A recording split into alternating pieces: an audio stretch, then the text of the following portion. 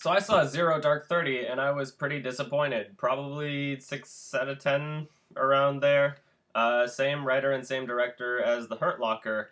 However, despite the fact that Zero Dark 30 was based on a real person, The Hurt Locker turned out to be much better of a character study than Zero Dark 30. I don't think it's gonna win the Oscar. If it does, I'll be disappointed. Whatever, the Oscars don't really matter much anyway.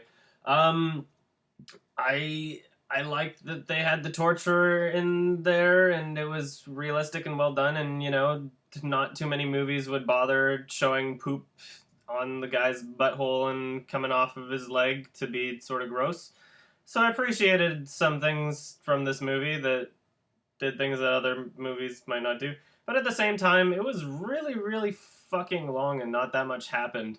Um, I don't know if this is just because of the fact that I saw it in a Canadian audience, but as soon as they say the words Osama bin Laden in the movie, everybody just starts laughing. You know, when she's just like, "We're gonna go catch Osama bin Laden," and everybody's like, like it's a punchline now. It's a punchline. It's the name is just so detached from reality at this point that mentioning him is comical. It's a punchline. Anytime somebody mentioned his name, especially when they were the SWAT team at the end, and he was like Osama, everybody just started laughing. The half an hour near the end where they actually did have the special ops. I know I said SWAT team. I'm gonna get trolled by people being like, "You're not using the correct army definition," even though it has absolutely nothing to do with my review. Anyway, that scene near the end turned out to be quite good. I really, really like the way that they did the lighting.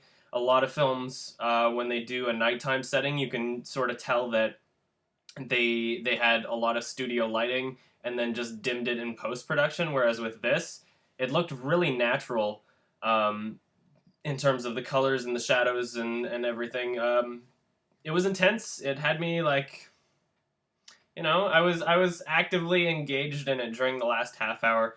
I feel like that's how most people watch the movie, is they were sort of, you know, just watching it and not really one way or the other on the movie, and then the last half hour completely wins them over. But I'm not the type of person where I'll forget about the entire first like 80% of the movie and just chalk it up to the last half hour.